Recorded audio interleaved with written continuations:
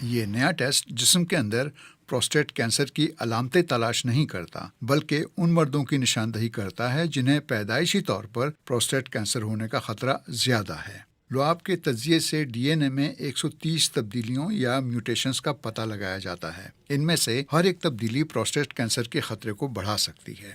سب سے زیادہ خطرے کے سکور والے 10% مردوں کا سکین اور پروسٹیٹ بائیوپسی کی گئی۔ اس ٹرائل میں 55 سے 69 سال کے مردوں نے حصہ لیا۔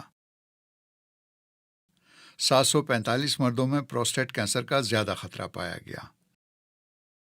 468 مردوں کے مزید ٹیسٹ کیے گئے۔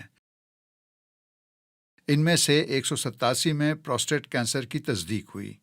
Institute of cancer research UK کی ٹیم کا کہنا ہے کہ ان افراد میں آدھے سے زیادہ میں کینسر کے زیادہ خطرے والے ٹیومر پائے گئے جنہیں فوری علاج کی ضرورت تھی۔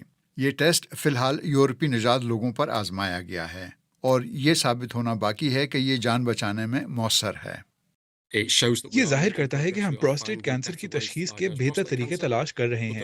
ہمیں اس بات کو یقینی بنانا ہے کہ اس سے جانیں بچیں۔ یہ تمام نسلوں، خاص طور پر سیاہ فام مردوں کے لیے بھی مؤثر ہو جن میں پروسٹیٹ کینسر کا زیادہ خطرہ پایا جاتا ہے۔ ہمیں یہ بھی جاننا ہے کہ یہ پروسٹیٹ کینسر کی تشخیص کے دوسرے طریقوں کے ساتھ کیسے کام کرے گا۔